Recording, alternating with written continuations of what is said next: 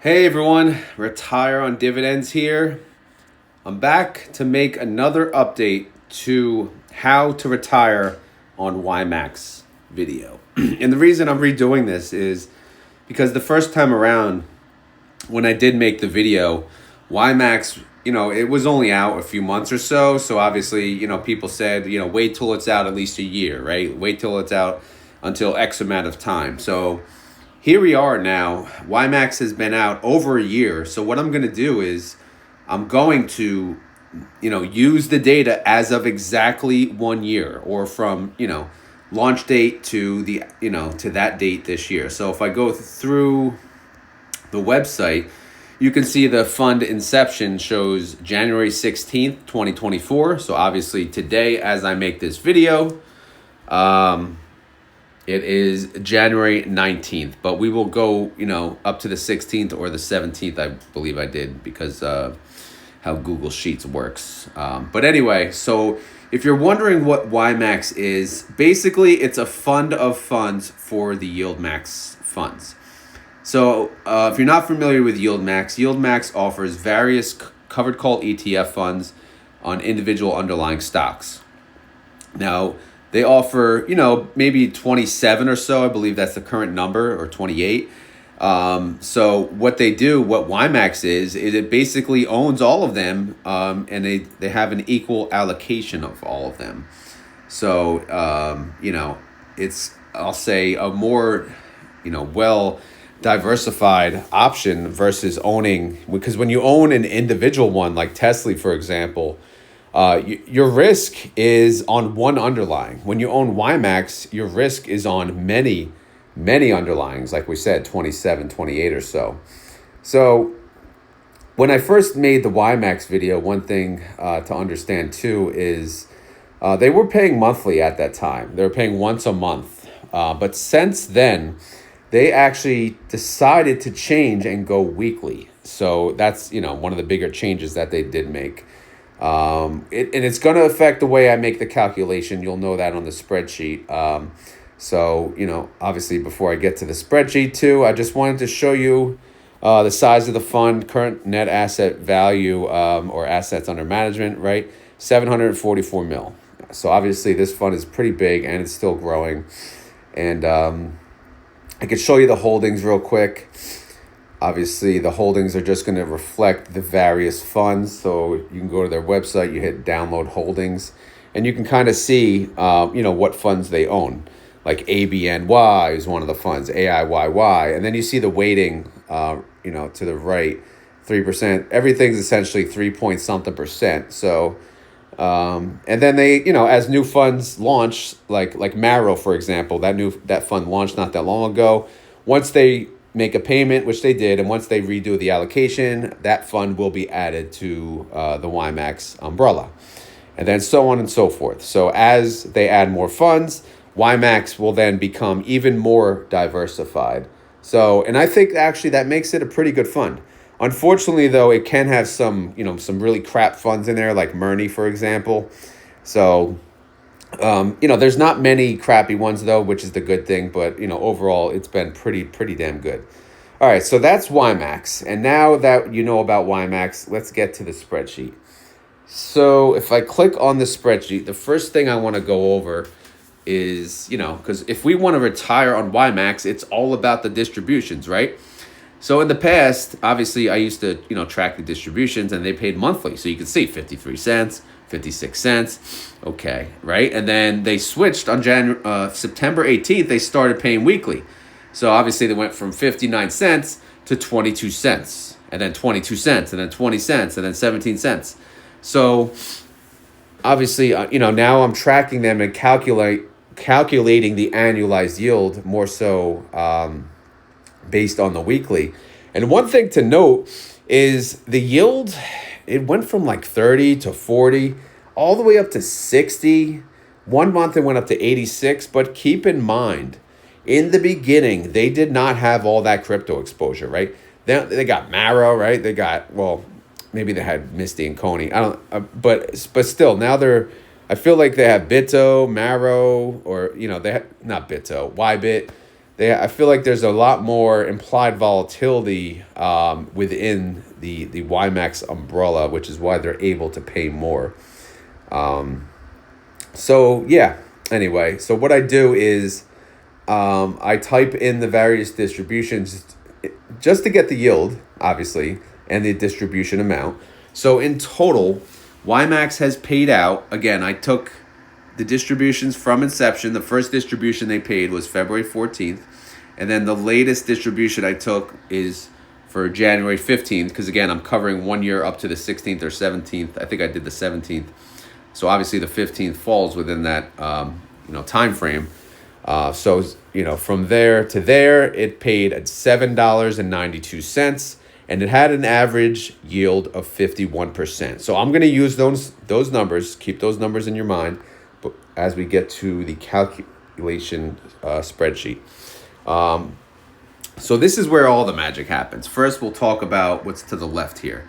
So YMAX launch price, again, we said they launched on the 16th. For whatever reason, Google Sheets doesn't show it on the 16th. It shows it on the 17th, but whatever, all good. So I pulled up the launch price as of the open on January 17th, 2024, and YMAX was priced at $19.80. As of January 17th, 2025, YMAX's price was $16.77. So the fund went down $3.03. All right, so that's capital depreciation of negative 15%. Total distributions we talked about, they paid $7.92. So if you take the capital depreciation and you add the distribution, they have a total return per share from inception of $4.89. All right, that's a total return percentage of 24.71%. All right, is that good? I mean, I think that's pretty good, right? Obviously, people always like to compare these funds to an index or the underlying. And just for shits and giggles, again, apologize for the language. Here's the S&P, the NASDAQ, and the Russell. During the same time frame, the S&P went up 26.51%. The NASDAQ went up 28%. The Russell went up 20%. So YMAX went up 24%. And that's without DRIP. That's with taking the distributions as cash. With DRIP, it probably would have beat all the indexes, all right? So all that being said, now we have our numbers, okay? We have the average yield, and we have the capital appreciation number, okay? Which obviously, yeah, it's negative. So obviously, when we do the calculation, we have to keep in mind our capital will go down over time, because we're basing that off of the 1 year. We have 1 year of historical data, so we're going to make the assumption that the fund will react similar to what it did in the 1 year. I know the question will be, well, this was a bull market, right? The indexes went up. But keep in mind, guys, these are covered call ETFs. They make money. Their options are profitable when the stock market goes down, when the underlyings go down. So, and they really strive in flat markets. So I'm not going to say, obviously in this bull market, it did well, but I'm not too worried. In a flat market, it'll do amazing, right? And in a bear market, I guess it depends how bad the bear market is. But for now, this is all we have, so this is what we're using. And obviously, I have to state, prior history does not mean, this is what's going to happen in the future. I know there's a better way of saying that, but just keep that in mind. But we're doing this calculation using 1 year of history and assuming that 1 year of history will repeat itself. And of course it won't. Things will change. We'll have bad years. We'll have better years. But this is what we're using, okay? Now we can move on. All right, now I have the various fields to use. So for my first example, I'm going to show you. Let's assume you're 30 years old, which I am not. I'm 42. I'm going to use a couple scenarios, but I'm going to do this for a 30-year-old. That 30-year-old has $1,000, all right? So they're going to start with $1,000, and they're going to put it in YMAX. And what they're going to do is they're going to also put in $10,000 on an annualized basis. So during the year, they're going to put 10,000 in that same account, or 192.31 per week. All right. So this is anything in a white box. This is the numbers. These are the numbers that you can plug in, plug and play, and see how it goes. I also added tax. So I am deducting a 25% tax rate from the weekly calculation, and also the 1.28% expense ratio. That should be added. Is that added here? B9. Should come off the top. Actually, do I add that to the calculation? Let's see. No. All right, let me go back. Capital gains loss. So, yeah, we have to also deduct. So this takes what? B9, which is capital appreciation. So it should take that and then also subtract out the expenses, which would make it negative 16.58% or 0.34% on a weekly basis. All right. So now we can see what these numbers look like. All right. So now that we plugged in your age, how much you're starting with, how much you're putting in per year, and your tax rate, let's go to the calculation tab. All right. So we'll start again. Let's start with row 2, right? This is the first week. We're starting to invest the first week of 2025, week 1.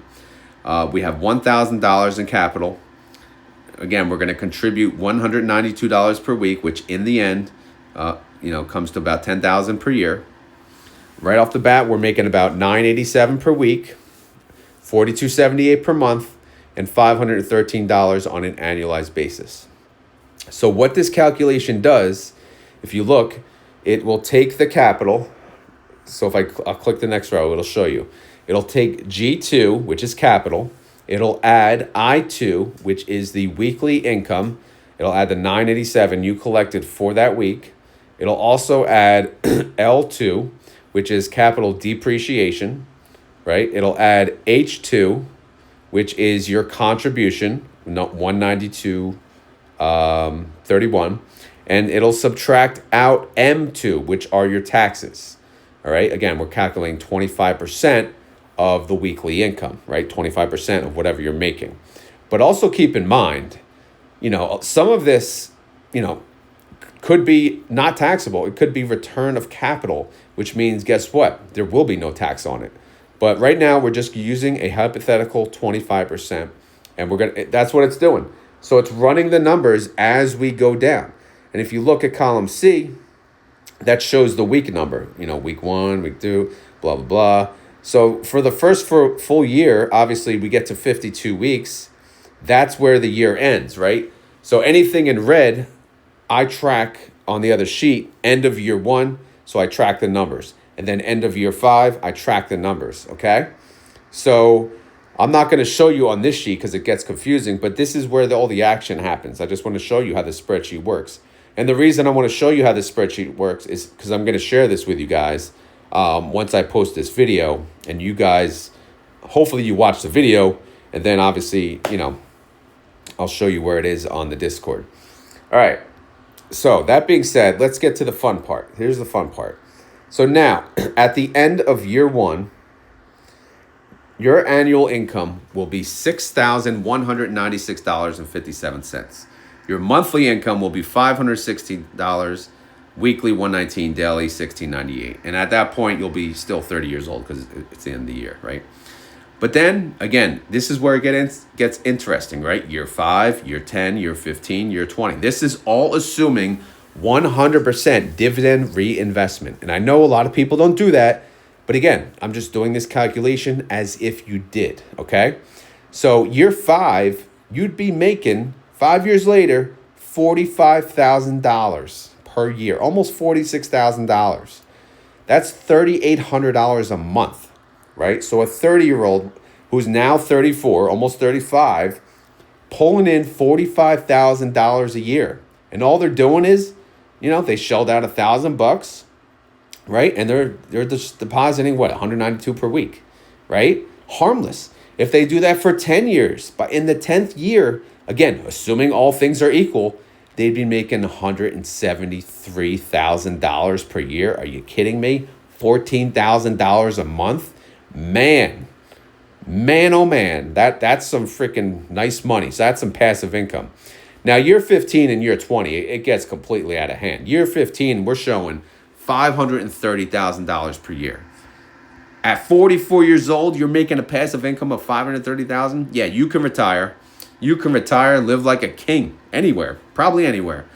And then year 20, I mean, just forget it. So if they didn't retire and they still worked at their job, paid their bills, and they let this reinvest, oh, forget it. Year 20, $1.5 million in annualized income. $127,000 per month. $29,000 per week. $4,100 per day. Guys, these numbers are insane. And this is at 49 years old. I know it's freaking crazy. And I know, of course, I know all things won't be equal. But guys, just, again, picture it being close to equal. Some years better than others. Some years worse than others. Is this possible? Maybe. Maybe it is. Again, we're basing it off of one entire year. And this is how YMAX performed, right? So, I mean, these numbers are, it's really freaking good. All right, now, let's do another example. And I know most of you are older that watch me, all right? So now let's do 40 years old, okay? So let me do that, 40 years old. So at 40, you probably have more money. You probably are able to put in, let's say, $10,000, right? And then as far as the weekly investment, again, at 40, you could probably put in, let's just say $15,000 a year. Because by that age, you're making more money. And you probably want to retire sooner than later. So you're more than likely willing to put in more money. All right, so year one, right off the bat, right? Again, you put in $10,000. Year one, you're pulling in $14,000 in annualized income. That's by the end of the year, of course. That's after 52 weeks. All right? So, is that enough to retire? No. All right, you let 5 years go. You let it drip. You're 44 years old. You're now making $81,000 a year. Is that enough to retire? Probably not, but maybe with Social Security and other things. But obviously, you're not going to have Social Security at 44 years old. But you may have other venues. So this plus another income source could do it. Year 10, oh man, abso-freaking-lutely. $294,000 annualized after 10 years. And all you have to do is what? Put in $10,000 up front and then $15,000 a year for 10 years. And that's what's possible with these funds. Again, are you better off? Buying the index, right? Are you better off buying the index? Because what does this show? It shows the S&P went up 26%. The NASDAQ went up 28%. The Russell, but this is on paper, guys. On this fund, YMAX, you're actually getting paid income. You're reinvesting that income, right? S&P could be up 26% this year, and then it goes down 10% the next year. All of a sudden, you lose all that. But the income you're getting paid out, you don't lose all that. You get that, right? You put that right back in. So you have to keep that in mind. Like when you own growth stocks, when you own an index, you're not going to make money unless you sell. So that's the beauty of these funds, especially if you set it on drip and forget it. Again, I personally don't use drip because I am an active investor. So since I'm active, I would much rather pick and choose where I see the discounts. But if you're someone that's just busy, you want to put the money, set it and forget it, drip is probably a perfect option for you. All right. Anyway, let's just continue down the line and let these numbers get ridiculous, right? Year 15, $891,000 per year. I mean, oh my God. And let's just say you just let it go 20 years, right? You're 40 years old. You said, screw it. I'm going to go till my 401k can be used, which is 59 and a half, right? So you let it go. You're now making $2.5 million a year. I mean, that's $213,000 a month. That's $49,000 a week. That's $7,000 per day. I mean, this is insanity. I know, it's crazy. It is crazy. I know it's crazy. But realistically, the idea of these funds, though, is to use the income now. So the last hypothetical, I'm going to do someone that's 55, right? Let's say they're 55 years old. So, and they have $100,000, right? They have $100,000 they want to put in. And maybe, let's just say, they're going to want to do this for 5 years. So they're going to put in, for the first 5 years, they'll do 20,000 additional a year. Okay? Again, 55 years old, $100,000, $20,000 a year. I'm only going to be cut off at year 1 and year 5, though, because they're not going to want to work until 64, 69, 74. So they're going to use this money at 59. But year 1, after 1 full year, they'll be making $73,000 a year. Okay? They said they'll commit to 5 years. They'll do this till 59. So guess what? By year 5, $232,000 a year. $19,000 a month, $4,400 a week, $636 per day. Obviously, if they did this until they're 64, 69, 74, the numbers are going to be outrageous. And look at this, year 20, 6.1 million. I know, it's insane. But people want to use these funds because they don't want to work, right? They don't want to work. Let's say you're 55, you put 100,000 in, and you don't want to put any more, right? You're not putting in anything extra. You're putting 100,000 in, set it and forget it. Well, after the first year, you'll be making $62K a year. After year 5, you'll be making $143,000 a year. So awesome. All right, I'm going to run the numbers on one more. And this I love doing because young people, man, they really need to start. And I'm going to preach to my kids, the second, obviously they're investing now, but it's through me, but 18 years old, right? That's when they could really do it all themselves, right? So let's say 18 years old, you have $500. At least when I was 18, $500 was a lot of money. I'm sure by the time my kids are 18, it won't be freaking anything. It's crazy. But, okay, 18 years old, how much can you put in? How much can you put in at 18 years old? Let's see, per year, let's say, let's do 2,400. Was that 200? No, we want that's per week. At 2,400, it's about what, 200 a month. Let's do 300. Let's do 300 a month. Let's do 3,600. Okay. Now these are smaller numbers, but keep in mind 18 years old. Okay, so if you're 18 years old, starting investment $500. Okay, $500. Now, guess what? You have 3,600 per year you put in. It's not easy at 18 years old, but you're going to do it. Let's see the numbers. First year, you're making 2,300, all right? You don't care. You're young. You're just letting it reinvest, do its thing. Year 5, 16,000 a year. You don't care. It's reinvesting, leave it alone. Year 10, oh my God, it's getting serious. 63,000 a year. Year 15, 192,000 a year. Year 20, $500,000, over $500,000 per year. 555,000. And then guess what? You're only 37 years old. Could you believe that? That's pretty amazing. Now, last but not least, let's do the 40 years old again, but let's do as if you did it in a Roth IRA. All right, so you're 40. We'll plug in some different numbers.